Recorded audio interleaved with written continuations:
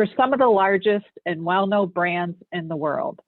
Using a blend of energy, fresh thinking, and storytelling experience, Reese has delivered purposeful, results-based employee campaigns that have improved and enhanced the employee experience.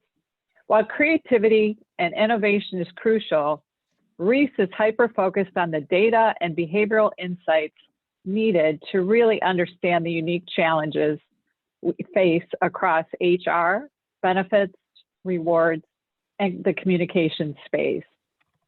Speaking from my own personal experience working directly with Reese, I know you will find value in his energy, passion, and thought-provoking insights.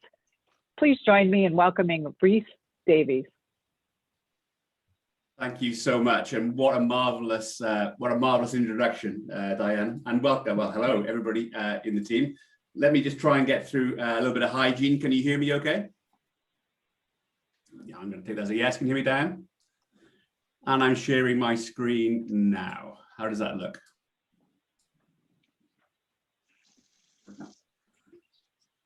Are we good? Great. We got to go to the full screen view, Reese. How about now? There we go. Brilliant. Okay. Fantastic. I've just skipped a slide forward 1 second. This is the new normal that we're in, the new abnormal. So thank you, Diane. Hello, everyone from lockdown jail in England. Although we are slightly on parole, Boris has given us some time yesterday to go to the cinema, to go to restaurants, to go to pubs, and we can start hugging people for the first time, which I'm absolutely delighted as these lockdown restrictions start to lift. I'm missing being in the US. Usually I'm there pretty much 10 days out of every month. I'm missing Ohio. I'm certainly missing Cleveland. And I still have to go to the Rock and Roll Hall of Fame, which I've missed out on since the last time I was there. I'm delighted and honored to take part in this discussion today and the debate. My job is really to, I suppose, set the scene, look at some key trends that I'm seeing, that I'm hearing, and that I'm witnessing in the employee engagement and the internal communication space, share some key trends, some insights, maybe some best practice that we're seeing within communications, and really look at why communications really matter, why it really matters now more than ever, and how, as a communications outfit, we are really trying to help transform the way that people think and the way that people feel about work. I know it's a bit early in the morning, but shall we get the party started? I think I had 5,400 seconds. I think my time has been eaten into a little bit on that. I have a fair bit to get through. So I've really broken my conversation, my deck down into 5 broad areas, peppering in some open discussion from you. I'll have some questions. There's through breakout areas that I'm peppering in as well. I've been told you all like a debate and you like to stimulate. You certainly have some opinions, and from the start of the conversation, I think that's pretty much true. So please don't let me down when the time comes. Depending on time, we'll have some breakouts. I think Stephanie will make those run for maybe 5 minutes, but then I'll ask you some questions as well. I don't know how we're going to feed that back. Let's just play it by ear and see really how we get on. Firstly, let's touch on COVID-19 and the challenges and really the opportunities that's given us all. I'll use the pandemic really as a backdrop. We're not looking or living in the rearview mirror. As Bob said, we need to look forward. But I need to use the pandemic as a backdrop to see how we are thinking, how we're transforming that thinking across how we communicate and really how we interact and give a voice to our employees. I'd like to highlight some key trends across a number of areas: employee experience, transformational change, culture, that's a big deal, and the acceleration that we're seeing towards technology and digital, before giving you some practical and maybe some tangible tips on what this means to you and how you can set your organizations up for success. All right. It's not just about anecdotes. I'm going to base my conversation, my deck, my presentation today on some hard facts, what we're seeing and hearing in the benefit space. I'm going to base my conversation on the Gallagher's annual State of the Sector piece of research across employee communications, and we'll dig into some of the trends and the insights. And you can download the report. I'll give you a link at the end. It's a good read, a good background read, some bedtime reading for you. We talked to 800 different companies from over 34 different industry sectors, and I guess if my maths is right, 41% of those we talked to and engaged were under 2,500 lives. With this knowledge from the State of the Sector report, I'll try and shine a light on best practice, how you could improve employee engagement and help people think differently. I'm going to put my hand in the air and say, and please don't dial off, employee engagement is dead. Silence. Long live the employee experience. The end-to-end employee experience post-COVID is really what we're looking at. So with a keen eye on the clock, let's get started. So what we witnessed, let's set the scene. Let's look at the before. It almost sounds like a horror movie of where we're at. We'll deal with communication. It's a useful backdrop and it really anchors where we are now. When it came to communication, we saw a lot of short-term planning with little focus really on the long game. Communications were largely episodic, transactional, mandatory, with little or no measurement or benchmarking, the data to know what communications channels really work, and importantly, what really doesn't work for you. Understanding resource and expertise were really stretched, particularly, well, they were stretched before the pandemic, and they certainly were during the pandemic. Senior leaders, the leadership teams, especially in the C-suite, really were yet to be won over, or certainly didn't have that kit of parts they needed to cascade information and knowledge and be on brief with the messages that the CEO perhaps were generated through to line managers, building trust and ultimately reaching down to employees. Digital platforms, unfortunately, were numerous, unstructured, disjointed, and slightly overwhelming. There was a lot going on. At the same time, and it is now, I suppose, there remains that constant struggle, that constant challenge that we see to really attract and retain the very best talent for your organization and for your business. We've only really seen that trend amplified during the pandemic. March 2020, that employee experience, that employee engagement transformed pretty much. I'm probably preaching to the choir right now from all you've just said and all you've seen. We saw unprecedented levels of disruption. The pressure on tech and digital was huge in terms of how we communicate. We're using Zoom today. I was speaking to Diane and the team just before the call started. We're using WebEx, Teams, Yammer, Slack, what was using. We've all gone home very, very quickly. There's a massive pressure on employees' mental health, their resilience and morale.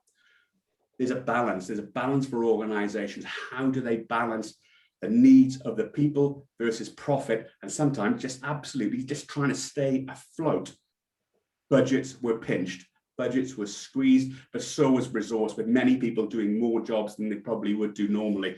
Being asked to do 2 tasks, multiple tasks, pretty difficult in an already tough environment where people were remote working from home, or certainly working under conditions where regulations and compliance, health and safety, security were really brought to the fore.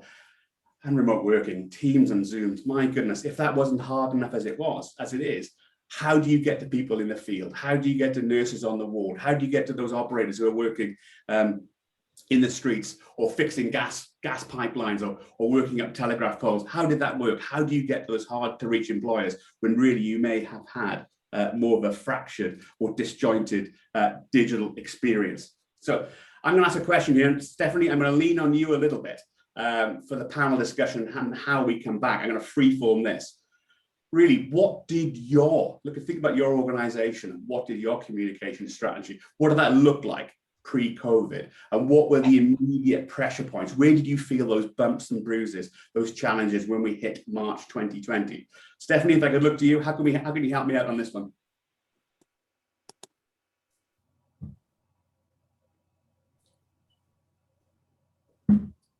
Okay, that's pretty quiet. So I'm going to move on to that one before I break you out into the session. Just think about that in terms of where you're at and where you're going. What I would say, you're not alone. The clients, the prospects, the people I talk to in events such as this, we are all very much in this together. 15 months ago, I was in the US on a regular business trip. Gallagher leadership called me up. They told me to down tools and head back to the UK. Within literally days, I thought it would be 6 weeks, it would all be over, but literally within days, we were locked into, I guess, the new abnormal, with virtual meetings in our homes, our back bedrooms, from our kitchen table offices, pretty much like we all are today. But seriously, within, I guess, during the last year, I have seen more change than I've seen in communications in the previous 10. And as Diane said, I've been doing it for 22 years. You've been kind, Diane, I think it's 25 that I've been doing it. But what we are seeing is really, really important. And this is an amazing anchor. We're seeing a more people-centric and human approach to communications. Certainly CEOs are becoming more visible. They are the new comms champions. Who knew? Delivering a very compassionate narrative around well-being, culture, mental health, diversity, and inclusion. People matter.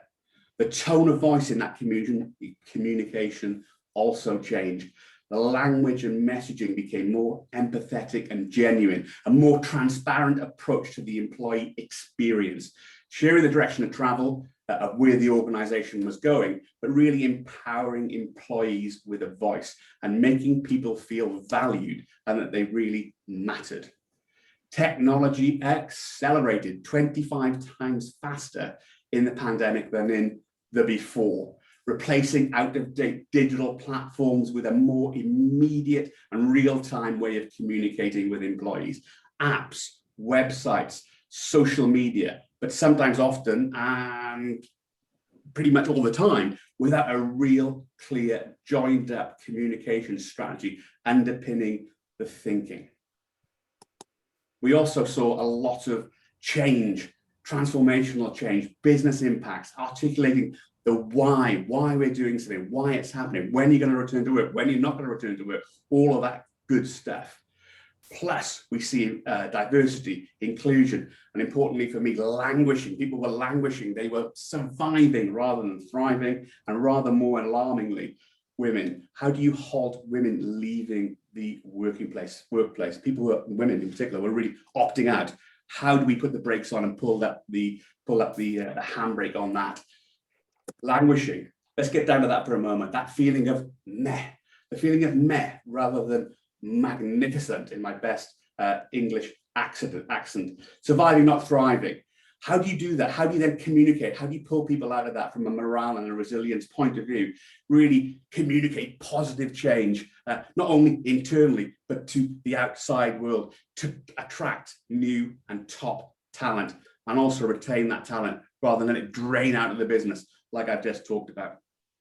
The final part of this, the final part of the equation, is really the customer, the consumer, or the CX experience. People are shopping in Amazon. People are shopping online banking and insurance. They're expecting that same level of communication experience they receive when they go to Amazon, when they go to do their online shopping at the virtual store. The expectation from employees now really is a 24/7, almost always on, content, knowledge, and resource on tap when I need it. So, first panel discussion or breakout session. And again, Stephanie, if you can help me out. I think we're gonna have 5 minutes to break out. I'm not sure how this is going to work. I think we're breaking into groups of 10. If there are around 50 of us, it doesn't really matter. But Stephanie, if you could organize that. The question that I would ask to come back and chat to me about, chat to the team about, is about the communication shifts during COVID-19, during the pandemic, during the last 13 months. What shifts did you have to make to your communication strategy during COVID? Okay, Reese, I'll go ahead and I'll open up the breakout rooms. Great. For, you requested 5 minutes? I think so. Yeah, let's keep it moving because I'm just concerned a little bit about time, and I think we've got a lot of ground to cover, and I have a lot of things to share with you. Great, here we go.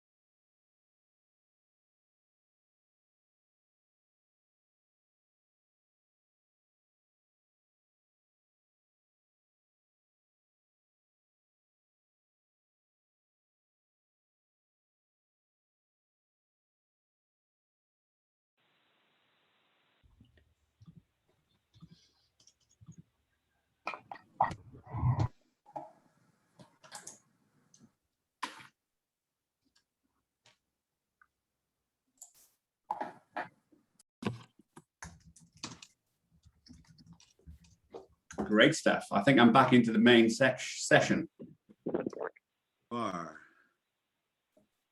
Okay, let me just try and share my screen again, if that's all right. So I'm going to freeform this. I'm not sure what happened in the other breakout rooms, and maybe what happened in my breakout room may have resonated with the group. And I'll invite some feedback from you guys if that's all right. What we saw, and thank you for sharing some really honest and emotional kind of opinions of what was happening. We did see an increase in human interaction. We saw CEOs, owners, and partners within the company really taking the lead, communicating more frequently, building out the character, building out their personality. Human interaction was really, really important.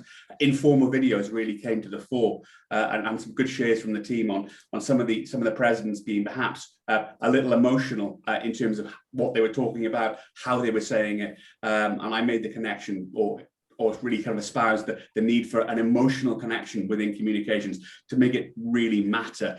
You know, you're valued, you matter, you're part of this in terms of that inclusivity that we talked about. The other interesting bit was culture, how that was really underpinning what we're trying to do, and we'll touch on that later in the communication. But really from Bill, what I really liked was his Be Well Buzz that he talked about. I mentioned it and it was echoed. We are all in this together, which I thought was really interesting. But the words you used, Bill, which really resonate with me is during the conversations that were being had, it was a no judgment space or place. And perhaps that sort of thing wouldn't have happened in previous discussions before the pandemic. That was interesting. Any comments from the team before I move on?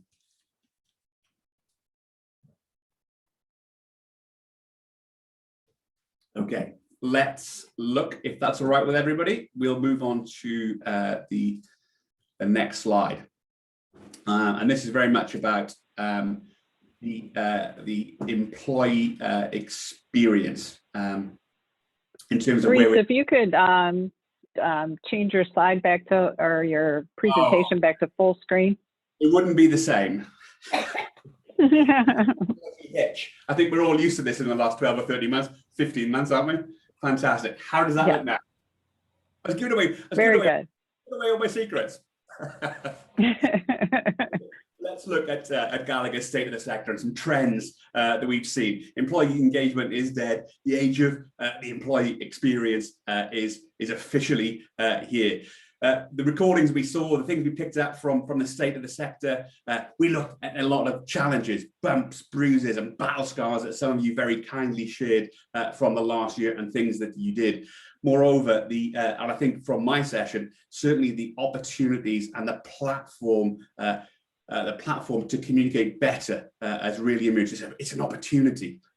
What I'm saying, what I just talked about really was that rise, and Bill just encapsulated it really well. The rise of a more people-centric and targeted communications approach, a really decent focus on remote work, mental health, really trying to big up and improve morale and resilience with employees. The role of digital with things like videos, informal videos, Teams and Zoom, of course, but also apps to communicate benefits, internal communications. And what I'm seeing is to communicate clearly and often to the whole workforce. And with that, this trend number one, employee engagement, is here to stay. It's not going away. But part of that, what underpins that, is effective employee communication. It remains the glue, the adhesive that really holds together your benefits, and let's call it your people experience. It really kind of glues that together.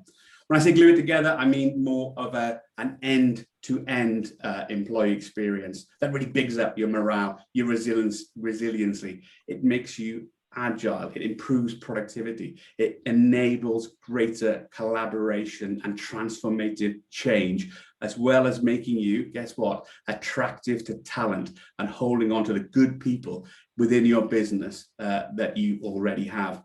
Another big part of employee experience, and this is what resonates the most, is really to really supercharge your employee advocacy. People are talking about you in a good way. They become ambassadors, advocates, or maybe evangelists of your business. So with employee experience, there are 8 really key influences around EX, that people experience, that is or are really important. The people experience, the EX touch points really sit at the heart and soul of your business, but also of great communication. EX really builds out, I think, a more personal and deeper emotional connection. I mentioned that before, with your employees. And I think my advice really is to, and we talked earlier about the concept Bob mentioned about orchestration, about harmonization, and joining the dots with a harmonized approach to EX, employee experience. Start at the top. Start at the top with leadership, C-suite, culture, environment, and ways of working. I think it's important.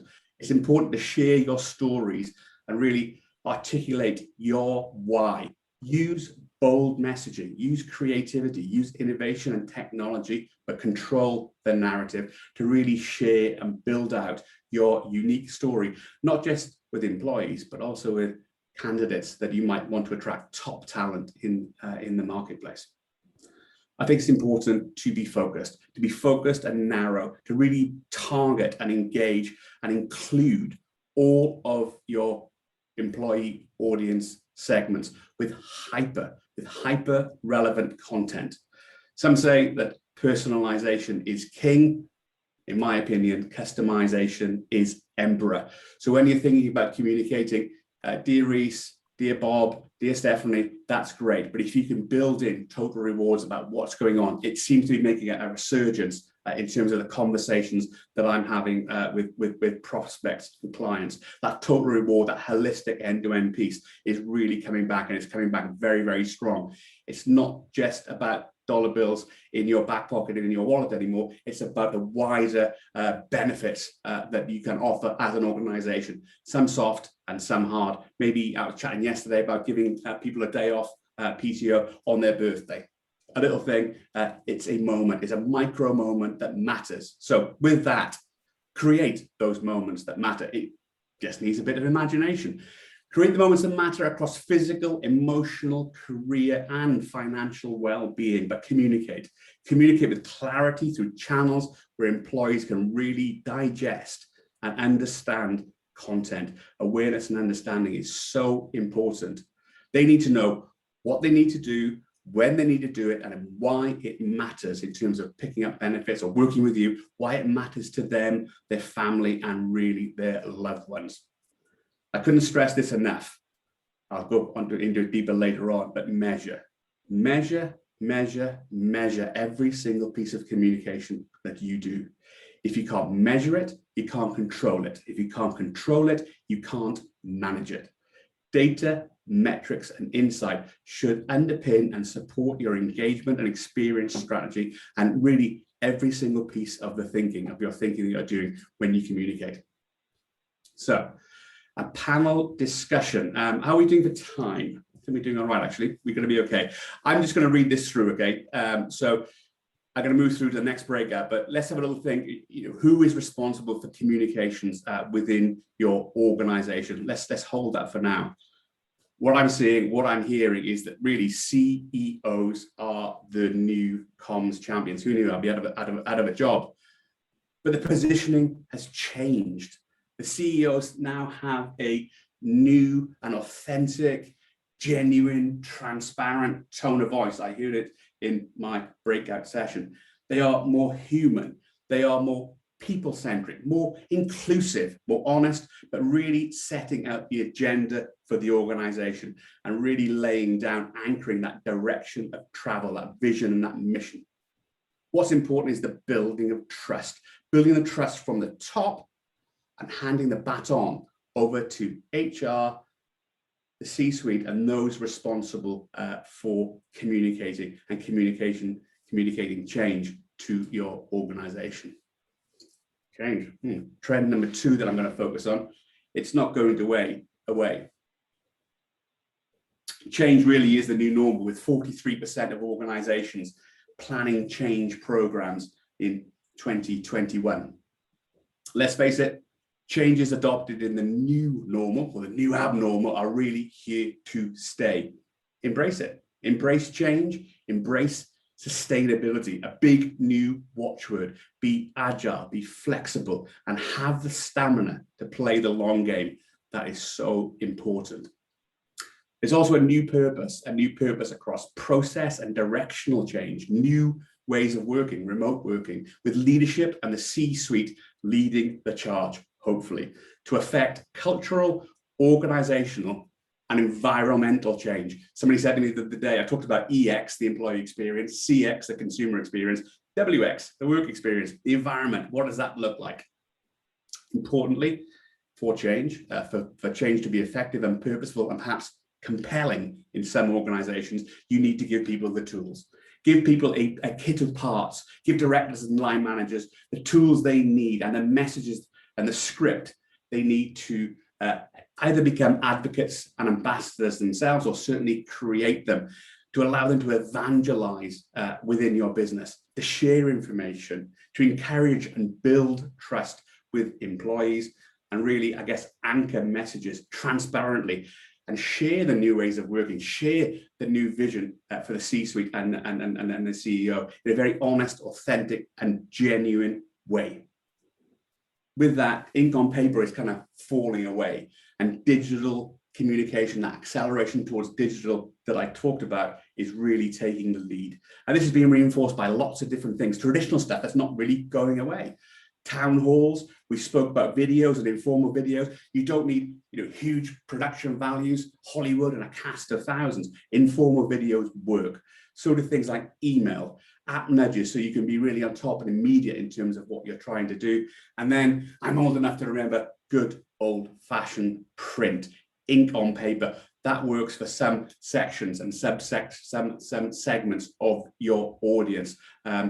The decision maker might be at home. They might need something on a piece of paper written down with a drive towards digital, so they can find out more resource, information, and knowledge. But certainly sitting down together in England, we do it over a cup of tea, but I'm sure you would do it over a coffee and kind of figure it out in the States. But let's not forget old-fashioned print. It does work.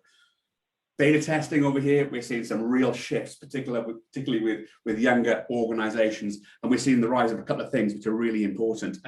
One is Alexa learning.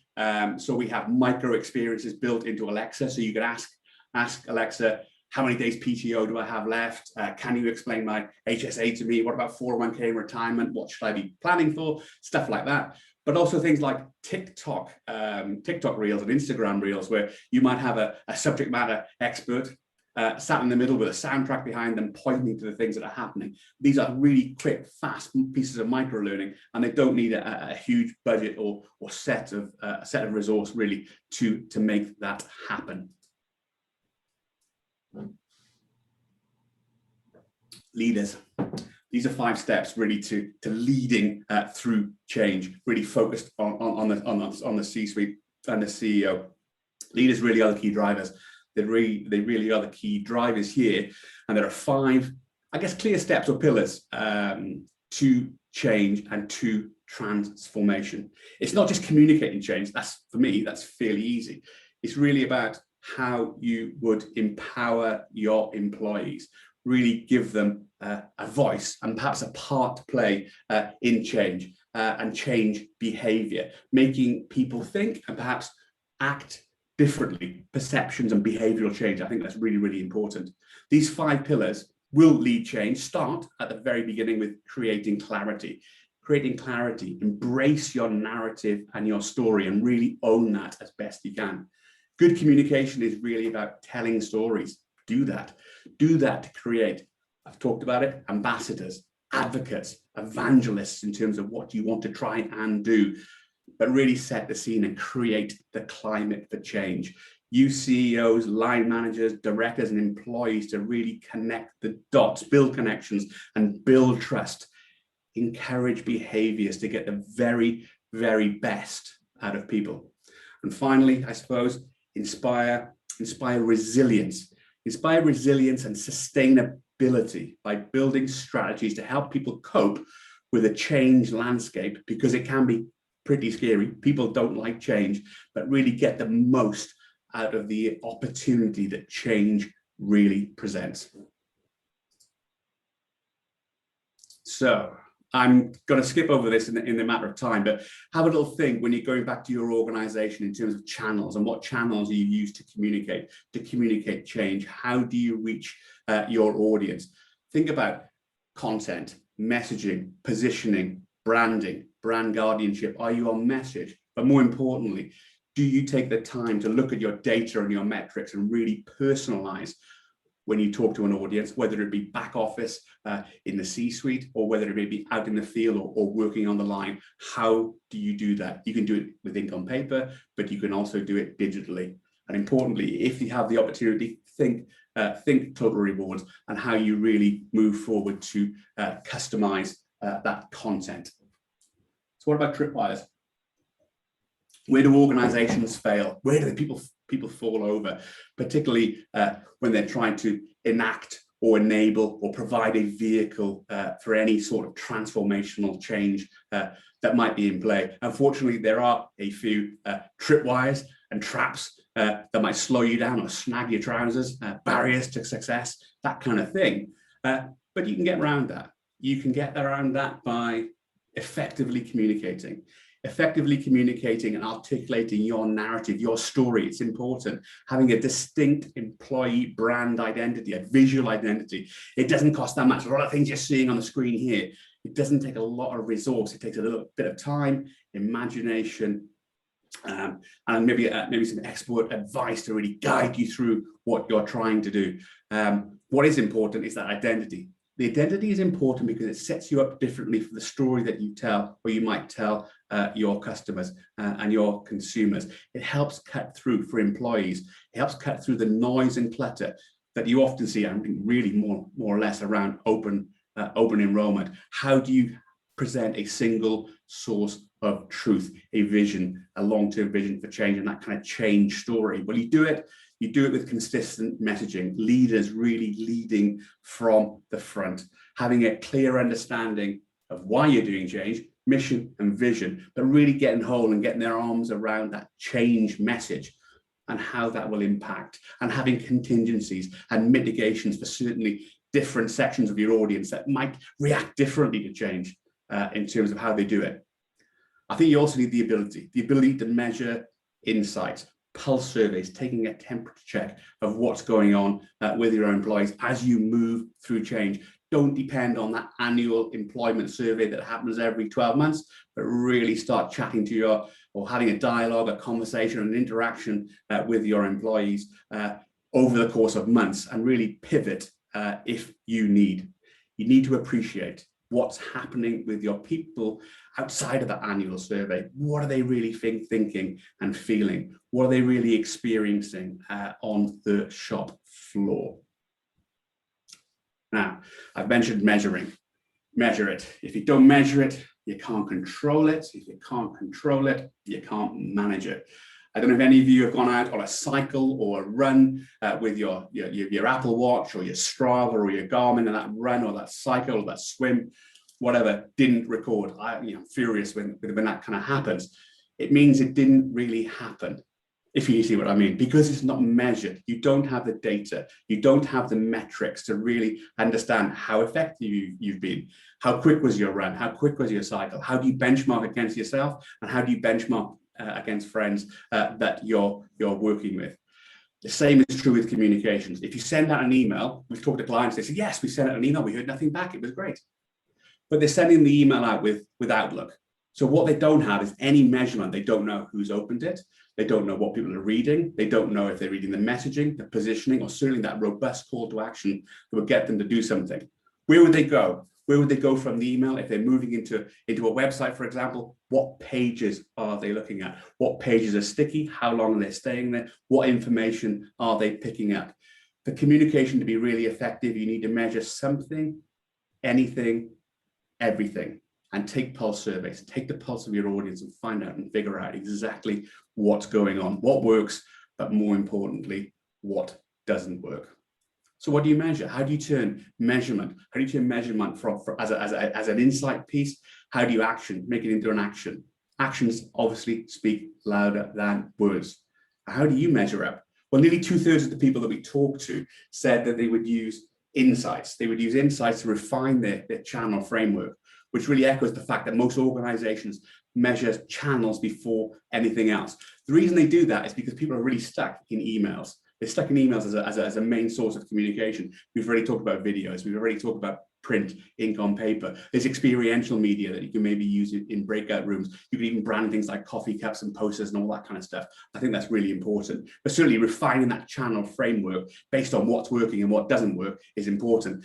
Cut away what doesn't work. Everybody is unique. Nobody is the same. You can't really use an off-the-peg communications piece. It needs to be, in the UK, we say bespoke, customized, or tailored would probably resonate more with you. Make sure your approach is customized and tailored exactly to your unique audience, and move things as you go along. It's about evolution rather than revolution. Adjust the messaging as part of your campaign. Set out a strategy that's really, really important, but then look at the campaign, A/B test, look at what messaging is performing the best for you and refine it. Refine it along with content, along with positioning. Talk to your different audiences in a different way. You can't talk to a millennial the same way as you can talk to almost a pre-retirement baby boomer, if that makes any sense. But you can also use that insight. You can turn that insight into action for leaders and senior leaders. Communications isn't really pink and fluffy, but it is to a certain degree. But you can have some real resonant impacts on your bottom line. The CEO is often cutting the check for any activity that you would do.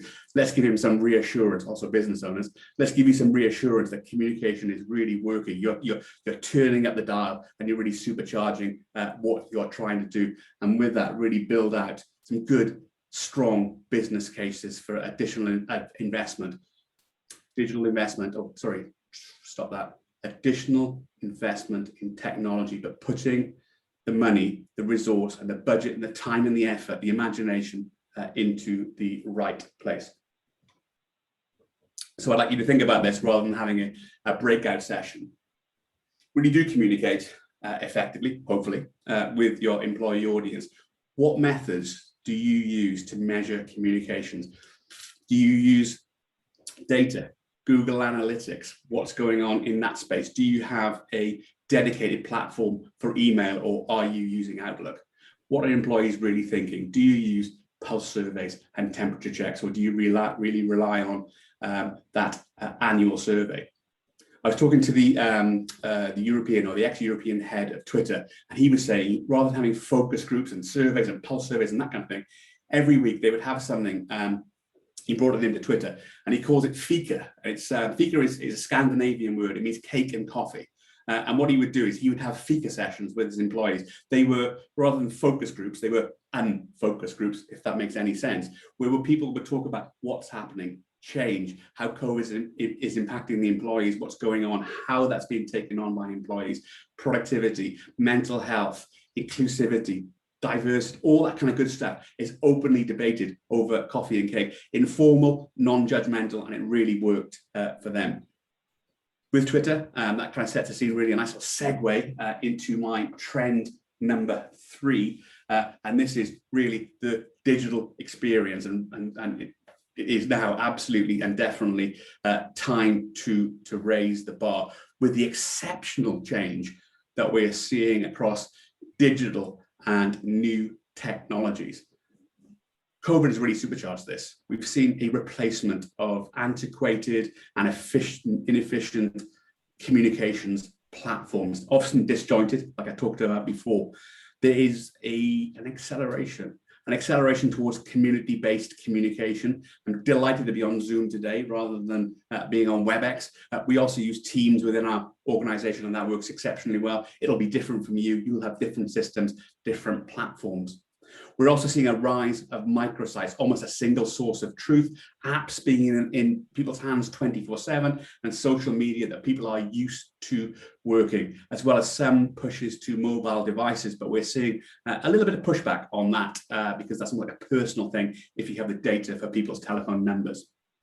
Apps have certainly opened a real pathway to instant messaging and really engagement and kind of building out that employee experience I've talked about, moving away from episodic or perhaps transactional style communication, particularly around, say, OE, for example, and instead really touching employees by communicating with them frequently, clearly, and often. Analytics and behavioral science is also building out, or certainly allowing, more deeper, more emotionally connected experiences with data and hyper relevant content. It's so important, really turbocharging, supercharging the employee experience, especially when you combine it with HRIS data. That's going to be huge, and that's certainly a trend that we're seeing. That's not going to go away. That kind of behavioral science and really digging deep into your data. And that remote working piece, it's not going away. It's here to stay. We can't live in the rearview mirror. Digital is there, but really embrace it. But embrace it and kind of build it out. Again, how cold can digital be? Add character, add personality, add a really good, strong brand, and maintain that tone of voice that we talked about, starting with the CEO and leadership and really percolating, cascading, waterfalling that down into employees. Make them aware, build awareness, build understanding, make the sophisticated and complicated easy to understand. Where can they find benefits? How do they enroll? How do they participate? What do they need to do? When do they need to do it? What difference does it make? Why it matters to them, their families, and their loved ones. Things like apps, they're really good. They're good because they can integrate. They can integrate HR and IC resources together. It can be centralized. It can be in your hand. You can build out a digital experience, but you have to have that strategy that sits behind it. And what we're often seeing is almost like a plethora of digital systems that organizations are picking up. They're using a lot of them. But there's no real strategy behind it. So it kind of overwhelms employees to a certain degree, and I'll show you that in a second, of how difficult it is if you put your shoes empathetically in the shoes of an employee. It's important. I mentioned HRIS links. That's huge. How you integrate with third-party platforms, how you align your business in priorities, but really how you think about the employee needs. That kind of people-centric employee experience. It's huge. Enablement, shine a light, set the table for the single source of truth. Any digital piece you have from a resource, knowledge, or extra information standpoint needs to be easy to access without stepping through different hoops and sign-ons. Think about a single sign-on. That really helps, and then you can really customize or personalize your experience. Moreover, please make it easy, please make it simple to use, and then use data, use metrics, use insight. With digital, particularly with apps, I'm not just being, pushing apps, but apps are, they are moving forward very, very quickly. They give you real-time engagement intelligence and behavioral insight, and really kind of try and use that as best you can to your advantage. But you have to be bold. You have to cut through the noise. If you could imagine that's your employee sat at the very bottom. These are the vendors that they see across health, financial, ancillary, wellness, productivity, safety. My goodness, there's a lot. How do you really kind of cut through that?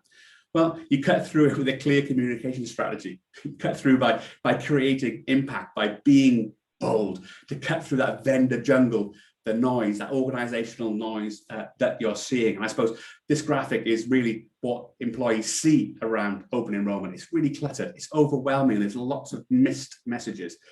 Mixed messages can lead to a number of things: inertia, disengagement, particularly around that important time when they have to make benefit elections, decisions, and choices.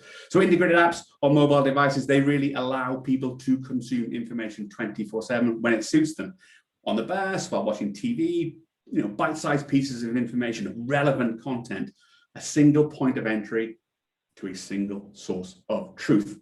However, digital is not the silver bullet. It's not the panacea for all your ills.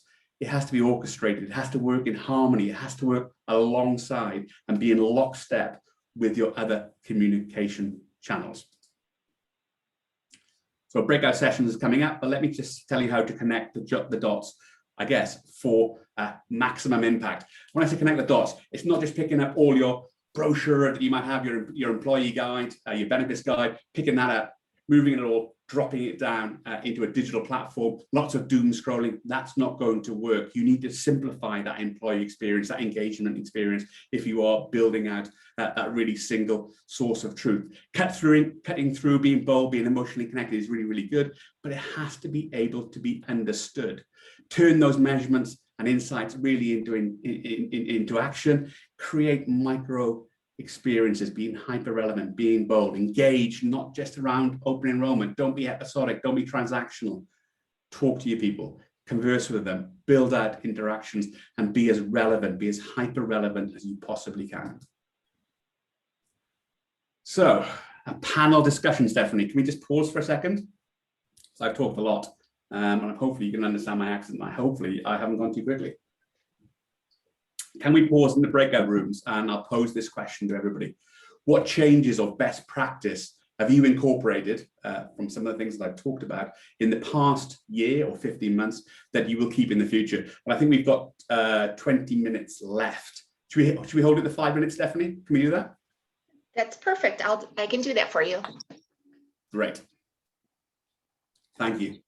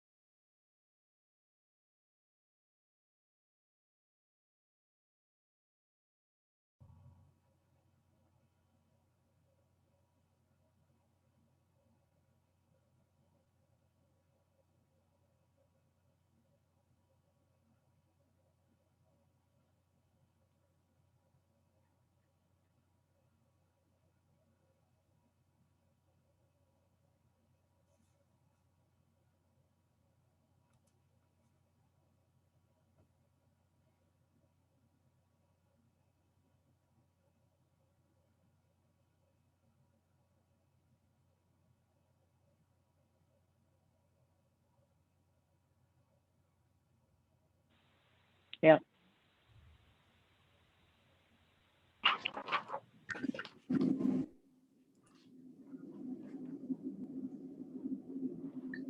Okay, I think we're back in the room.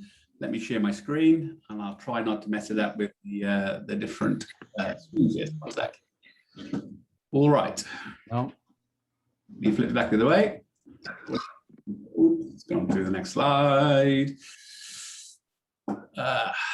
There we go. How about that? Yes. Good. I'm just going to go back one because I realize we are 14 minutes out from closure. So let's go. So I'm going to talk about, there's a couple of things before we talk about, what else should I think about, and some high level thoughts to escape, to reach escape velocity is a word that I've been hearing quite a lot, a phrase I've been hearing quite a lot, mostly from McKinsey and the corporate types, and our new normal, abnormal, and the future of work. And this really kind of underpins, and some of the conversation in my breakout room is really, really interesting in terms of what people are doing. A trust piece that Tim mentioned, trusting people to work from home, to look after their personal needs, to be more human-centric, to be more people-centric in terms of what they're trying to do. Remote working and online and employment. Look at us all today. We're all in a virtual environment, and guess what? It all actually works for us. In-person appointments, I think, are important, and that will happen going forward. But I think we're looking at a future of work which is more perhaps hybrid in terms of what we're trying to do. Trust and productivity came up. People are actually more productive sometimes when they're working from home. Who knew that would happen, and building that out. But then returning to work, and the concerns were around things like reassuring, giving people comfort, that they would be secure and safe, and all of that kind of good stuff. But here's the thing, right? And the big one for me were two things really. One, Laura mentioned that the corporate staff had one experience in terms of what happened because they were all working from home, and then there were people working online. And sorry, Laura, that you were cut off. People working on the line had a completely different experience because they were masking up and coming in and doing things that they would normally do. So the effect is different. So from a communication point of view, this is what I mean in terms of talking to your audience, to meet them where they are, or certainly where they're going to be for communications. Segment, give them different messages, give them different content, because everybody's experience is going to be pretty much unique across audience groups. And the final bit before I move on is the water cooler moments. I've heard this a lot. The building of community, of wellness, well-being, resilience, and building morale around that kind of those. What did Tim say? On the corridors or the highways around his higher educational establishments. But those moments where people talk, they interact. We're humans. We're meant to be a tribe. We're not meant to be singular. So let's talk to each other. And those water cooling moments, I think, were inspirational, aspirational, and really, really important. How do you create a digital water cooler moment if you're remote working? I'll think about that and get back to you. But I think that's really important in terms of what's happening. I'm coming to the end of my slides and the end of my conversation. I've really enjoyed chatting with you today. So let me give you some final points, maybe some practical stuff that you can perhaps think about as we move forward into the rest of the day, that we can close out the year, hopefully a better one. I'd love to be back over with you guys in the fall. Please open the skies. The big headline for me is culture. Culture eats strategy for breakfast. It's really the bedrock, the foundation, the platform to build on everything else. CEOs have to take the lead in building out that culture, that environment. C-suite, they are your new comms champions. Use them, work them, make them, I don't know, make them earn their pay, make them earn their supper, put them to work, but give them a kit of parts, a toolkit, materials that they can share with line managers, with directors, with employees. Stay on script, stay on message, but really be people-centric in your story. When you're sharing that narrative, that storytelling, share the why, really articulate that story as best you can. The most important thing is to have a holistic and end-to-end, a field-to-fork strategy. Connect the dots for most impact and for most resonance. Measure, measure, measure, measure, measure. Have I been clear on measuring? You need to measure everything. Gather your insight, gather your data, your metrics, your KPI, because that will really underpin your strategy going forward. And be a bit relaxed, but certainly flexible and agile about what you're trying to do. Things will change. Look what happened in March last year. You will have to pivot and make decisions that you didn't think you would have to make 3 months ago. So be fluid, be like water, move with it. Communicate often, but communicate with purpose. Be compelling, be bold, cut through the noise. Be clear about what you're trying to do. Enable employees to feel part, give them a voice, inclusivity, meet them where they are. They're valued. moments that matter are really important. Break through with purpose and with those moments that matter. It's really crucial to what you're trying to do. You can create moments that matter by using the right content, the right branding, or the appropriate branding, content, positioning, calls to action. It's absolutely king. If you can personalize, that's great, but be an emperor. Be an emperor, make it personal, make it hyper relevant, and look and think about the rise of total rewards coming back onto the field again of play. It's important. Be hyper relevant if you can, and embrace digital. Fall in love with it. Apparently we can hug again now. Start hugging digital. It's important. It's weird, but try and do it. Control the narrative though, however, and fight. Fight C-suite, fight the leaders for time, for resource, for budget, because good communications, good effective communications really matters. And if you remember nothing else, this is a quote that I pinched from Maya Angelou. I use it a lot. I used it before. I used to work in the film industry before I came into all this stuff 5 years ago, but I really believe in this. No matter how you communicate, people will forget what you said, people will forget what you did, but people will never forget how you made them feel. And if you can walk away with that, I'll be a delighted man over here in the south of England today. That's it from me. If you really understood a single word I said, because my strange accent, if you didn't, report, go to ajg.com/state of the sector. There's lots of data, metrics, really good insight in terms of what I just talked about, why effective communications really matter. I've really enjoyed myself today. I think I've got 5 minutes left. I've come under the bar. I'm going to pass it back to you guys for closing comments, closing remarks, and anything else that I need to know. Thank you so much for listening and for your patience and for your energy in the breakout rooms. Thank you. Diane, back to you. Reese, thank you so much. Wow, I feel like we've been through a revolution through this hour and a half. There's an incredible amount of content, lots of change happening, communication being more important than it's ever been.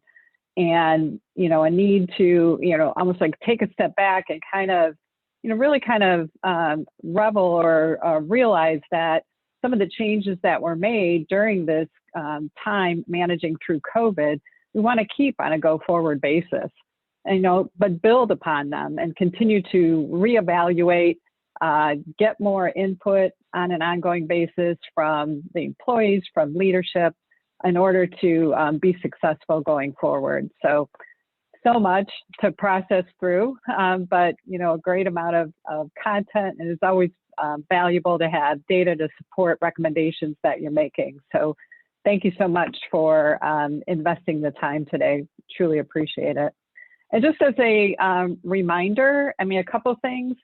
First of all, you know, I think Bob kind of gave us some preview of our theme going into next year, but, you know, we're excited to kind of segue, and I think a lot of the content today really worked very well into transitioning to lead human going into the 2021-2022 program year. And don't forget about the couple of programs that are still coming up very shortly, the June 17th Lunch and Learn on staying healthy, and the special event with Music Paradigm that we're joining with other HR organizations. And I've been through that kind of an event before, and they are really very impactful. So I hope you can join on July 28th. And that is it for today. So thank you so much for joining us today. If there was anything else, Bob or Sue Ann, that I'm missing, or Sally? The only other thing I'd like to mention is we are in the process of planning our summer social.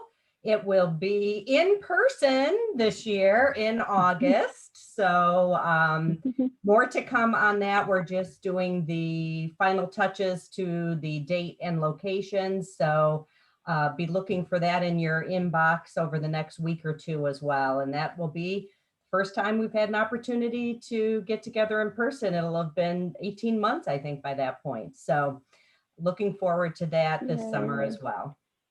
Hey, let me just throw in just a real thank you to Reese again. Thank you for spending your time.